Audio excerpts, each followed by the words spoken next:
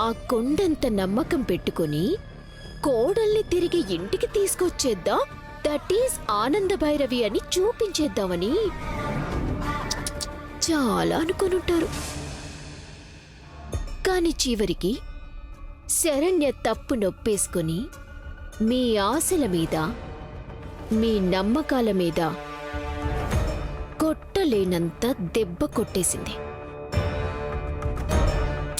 పాపం అత్తయ్య గారు, మీరు మెచ్చిన కోడలు మీకు ఇచ్చిన ఈ షాక్ నుంచి అంత ఈజీగా బయటపడరేమో అనిపిస్తోంది.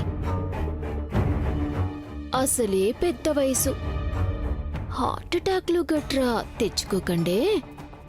ఈ ఇంటికి మీరేగా మా అందరి పెద్ద దిక్కు.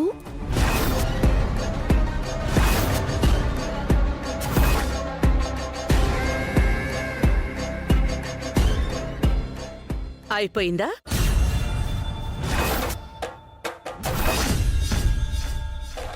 ఏ అత్తయ్య గారు? ఇప్పుడు నేను మొదలు పెడదామని.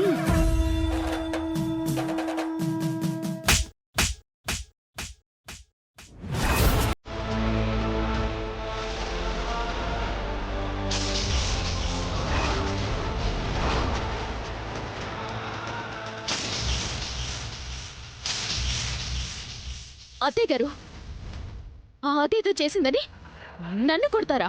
నార్మల్.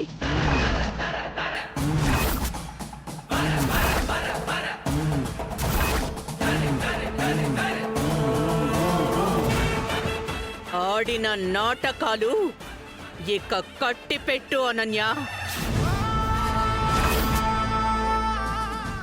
నాటకాలేంటి? నేనేం చేశాను? ఏం చేసావా? ఏం చేసావా?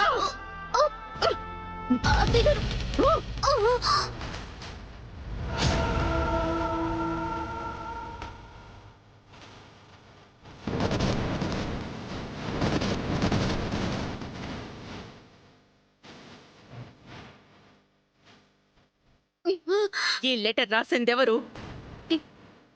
శరణ్యదని ఒప్పుకుంది కదండి. తను ఒప్పుకోవడం కాదు, లెటర్ రాసింది ఎవరు అని అడుగుతున్నాను. ఆన్సర్ చెప్పు, చూసి చెప్పు.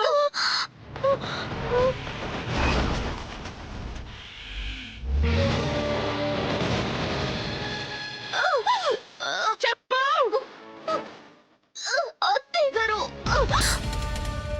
మీరు బలవంతంగా లెటర్ ఏదో నేనే రాశానని నాతో ఒప్పించే ప్రయత్నం చేస్తున్నారా? బలవంతంగానా? బలవంతంగానా?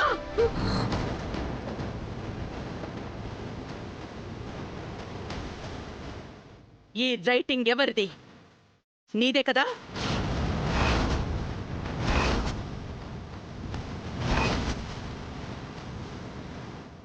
ఇది నీ డైరీలోంచి తెచ్చిన పేజ్. ఇది దర్శన్ రూమ్లో దొరికిన లెటర్. చూడు చూడు.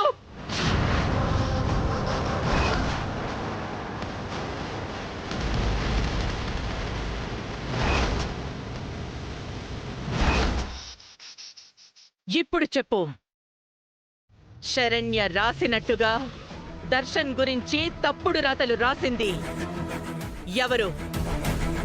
నువ్వు కాదా? నువ్వు కాదా? శరణ్యను ఈ ఇంటి నుంచి శాశ్వతంగా బయటికి పంపించడానికి కుట్ర పన్ని ఈ కుటుంబాన్ని వంచాలని చూసింది నువ్వు కాదా? నువ్వు కాదా?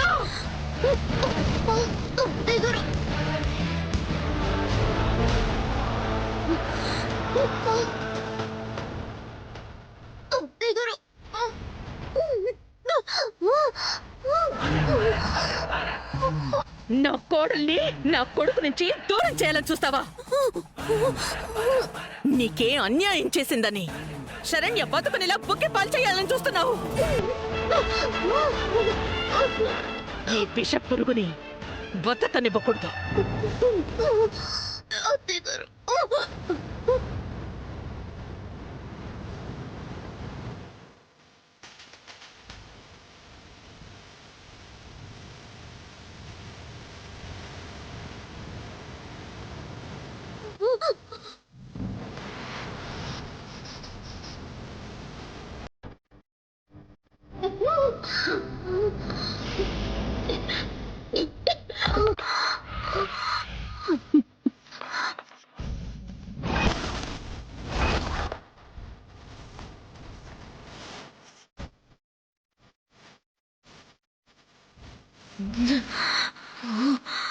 ఇంకో 2 నిమిషాలు నేను నీ గొంతుని విడవకపోతే చచ్చి శవం అయి ఉండేదానివి. కానీ నా కొడుకు రోహిత్ భార్యవని బతికిపోయావు. ఈ ఇంటి కోడలివనే పేరుతో బ్రతికిపోయావు.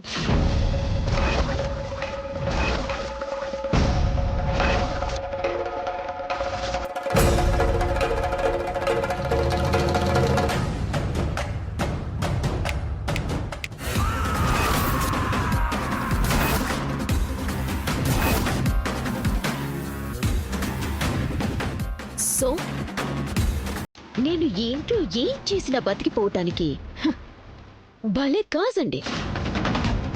బలమైన కాజుందని మీరే ఒప్పుకుంటున్నారు కదా అత్తయ్య గారు.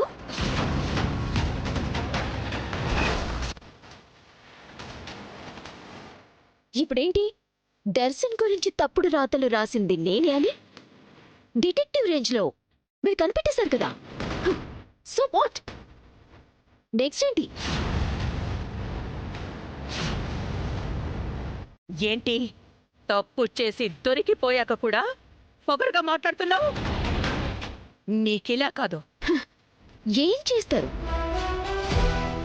ఏమీ చెయ్యలేరు అత్తయ్య గారు. ఇందాక చెప్పారుగా నేను ఈ ఇంటి కోడల్ని, మీ కొడుక్కి భార్యనని, కాబట్టే బతికిపోతున్నాను అని. రోహిత్ లైఫ్లో నేనున్నంత వరకు ఇక మీరు నా సంగతి ఏం చెప్పగలరో చెప్పండి అత్తయ్య గారు. యాక్చువల్గా శరణ్య కాపురాన్ని చెడగొట్టాలి అని కాన్సెప్ట్ నాకు మొదటి నుంచి లేదు. ఆ కసిని, కోపాన్ని మీరే నాలో ఊపిరిపోశారు. ఇప్పుడు అదే మిమ్మల్ని ఉక్కిరి బిక్కిరి చేస్తోంది.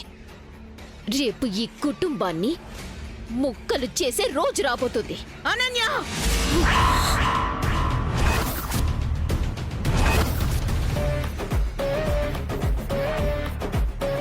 ఎనీహౌ అత్తయ్య గారు, ఈ లెటర్ విషయంలో నా మోటివేషన్ మీరే. ఏదైనా కొత్తగా ట్రై చేయమని అన్నారు. నేను ఇలా ట్రై చేశాను. ఇలాంటివి ఇంకా ఫ్యూచర్లో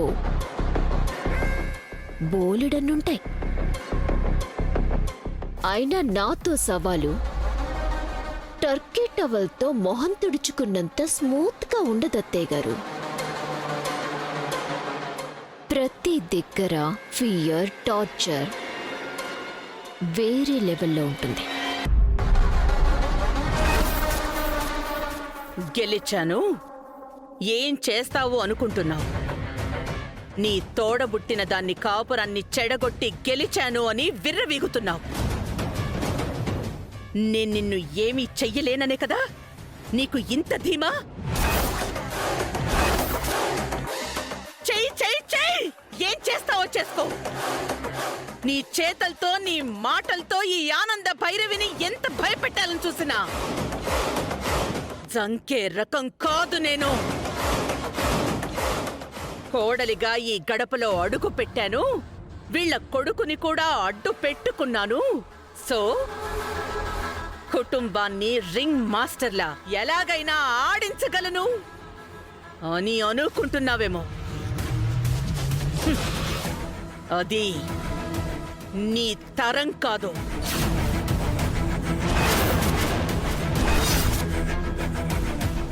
ఈ ఆనంద భైరవి కంఠంలో ప్రాణం ఉండగా ఈ కుటుంబ బంధాన్ని నువ్వు కూల్చలేవు.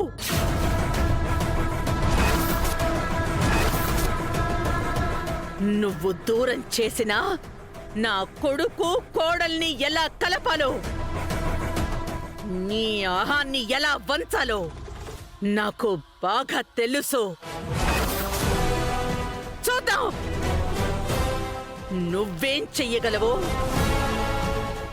నేనేం చేయగలను.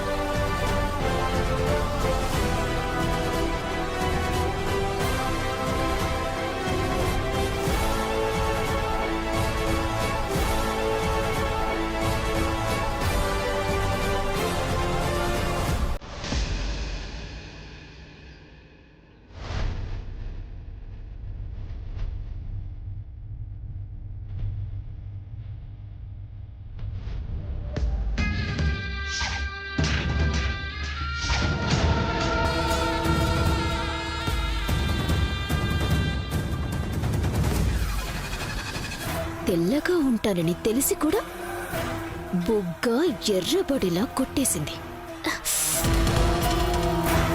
ఫ్లోలో తెలియలేదు కానీ దెబ్బ గట్టిగానే పడింది.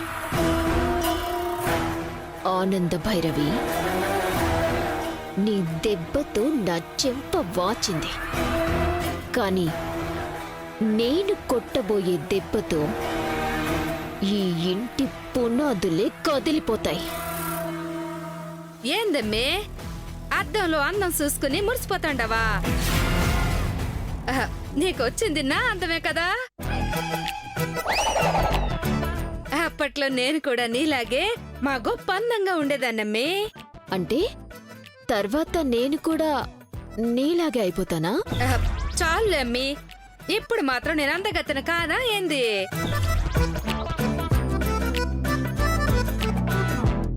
అదేందమ్మే నీ బొగ్గేంది ఇట ఎర్రగా ఉంది? సిగ్గుతో బొగ్గ ఎరుపెక్కిందిలే అమ్మా. ఇది సిగ్గుతో ఎరిపెక్కినట్టు లేదమ్మే, బాగా వాసినట్టుగా ఉందే. ఏది చూడండి.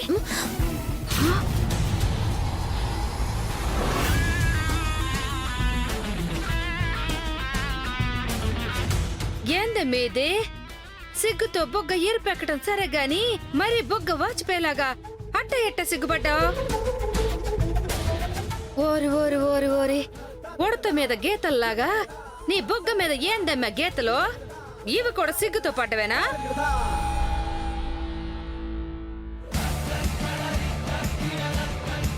బొగ్గ చూస్తా ఉంటే ఎవరో కావాలనే లాగి పెట్టి గోబ మీద గుయ్యమని కొట్టినట్టు అనిపిస్తా ఉండదమ్మే నాకు.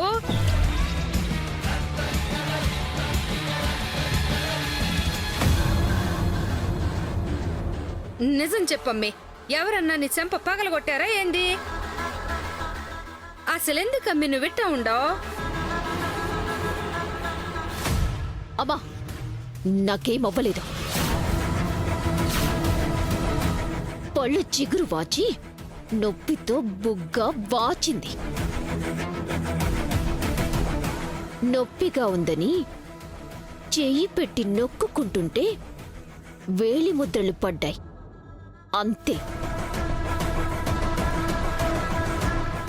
అయినా ఈ అనన్య మీద చేయి చేసుకునే దమ్ము ధైర్యం ఎవరికుంటుంది చెప్పు? ఈ ఆనంద భైరవికుంది. ఈసారి కొడితే చంప వాయడం కాదు, నోట్లో పళ్ళు బయటికొచ్చేస్తాయి. అమ్మి, నువ్వు నా దగ్గర ఏదో దాస్తున్నావు అనిపిస్తుండాది. ఇది ఖచ్చితంగా చిగురు నొప్పో సిగ్గుతో వచ్చిన నొప్పో అనిపించట్లే.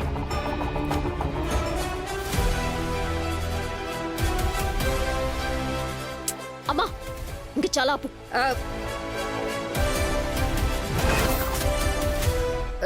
ఏందమ్మే నొప్పి ఎక్కువగా ఉండదా? అవును, ఇది ఆనంద భైరవి నన్ను కొట్టిన దెబ్బ. ఈ అరుపు ఆవిడ మీద నాకున్న ఫ్రస్ట్రేషన్. ఇంతవరకు ఆవిడ అక్కడ ఉంది అని నొప్పి లేనట్టు కంట్రోల్గా ఉన్నాను. అసలు ఆమె నిన్నెందుకు కొట్టుండాది? అసలు ఏమై ఉండాది? ఏమైందా?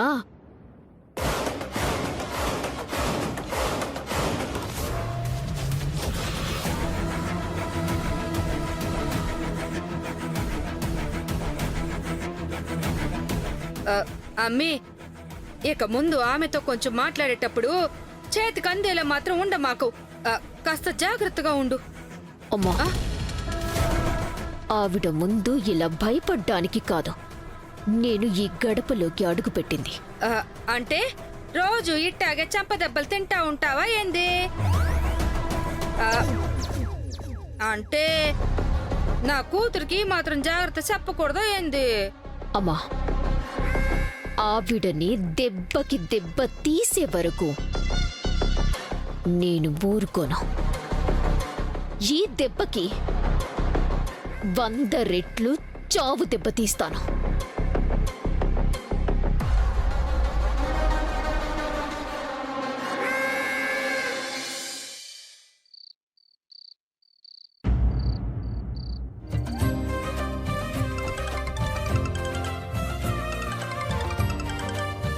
హలో,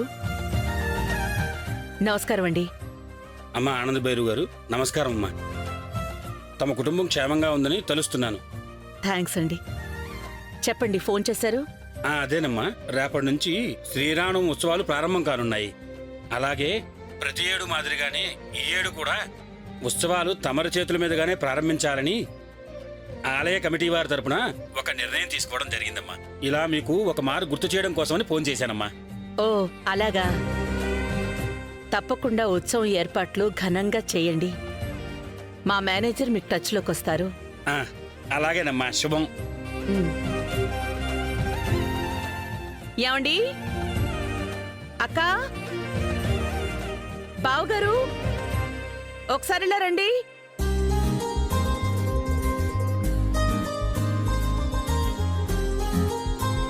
ఏంటి ఆనందా, ఏమైంది?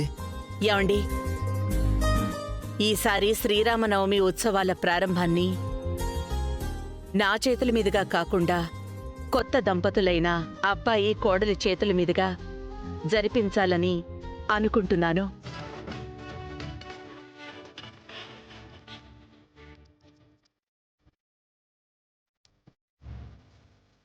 థ్యాంక్ యూ అత్తయ్య గారు. ఇంటికి పెద్ద కొడుకు పెద్ద కోడలుగా మీరు మాకు ఈ బాధ్యతను అప్పగిస్తున్నందుకు చాలా సంతోషంగా ఉంది. నేను అబ్బాయి కోడలు అంది దర్శన్ శరణ్య గురించి.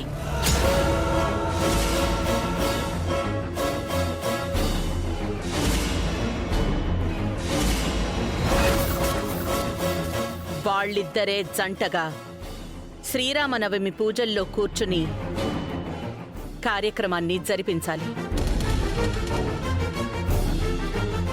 ఆనందా, ఏంటి నీ నిర్ణయం? దర్శన్ని అవమానించి ఈ కుటుంబాన్ని కాదని వెళ్లిపోయిన శరణ్యాని పూజలో కూర్చోబెట్టడం ఏంటి? అత్తయ్య గారు, శరణ్య నా చెల్లెలే అయినా గౌరవం మన కుటుంబానికి కాబట్టి నేను ఈ విషయంలో మాత్రం మన కుటుంబం తరపున నిలబడుతున్నాను. అందుకే చెప్తున్నాను అత్తయ్య గారు, భర్తకి కుటుంబానికి గౌరవం ఇవ్వని శరణ్యకి ఈ పూజలో కూర్చునే అర్హత లేదని నాకు అనిపిస్తోంది అత్తయ్య గారు. అయినా ఇప్పుడు ఇంట్లో కొత్త దంపతులంటే మా ఆయన నేను మాత్రమే కదా ఉన్నాం. దర్శన్ ఇప్పుడు సింగిలే కదా అత్తయ్య గారు. కాబట్టి మీరు అనుకున్నట్టు చేయాలనుకున్న దర్శన్ ఒక్కడి చేత అలా సీతారాముల పూజ సాధ్యపడదు కదా. అవునా ఆనందా, అనన్య చెప్పిన మాట కూడా వాస్తవమే కదా. ఆ పూజ ఏదో అనన్య రోహిత్లతో కానిస్తే మంచిదేమో. మీరేమంటారండి? అవునవును, అంతే కదమ్మా. పైగా ఇంటికి పెద్ద కొడుకు పెద్ద కోడల చేత ఇలాంటి కార్యక్రమాలు జరిపించడం కూడా చాలా గౌరవంగా ఉంటుంది. ఆనందా, పంతులు గారికి ఫోన్ చేసి రోహిత్ అనన్య చేత ఈ పూజ జరిపిస్తున్నామని ఒక మాట చెప్పు.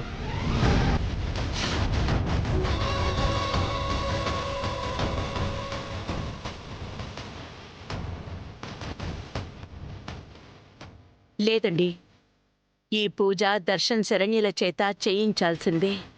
ఆనందా, ఎందుకలా? అవునండి, దర్శన్కి పెళ్ళయింది. సతీ సమేతంగా దర్శన్ శరణ్యుల చేత ఈ కార్యక్రమాన్ని జరిపిస్తాను అని నేను మొక్కుకున్నాను.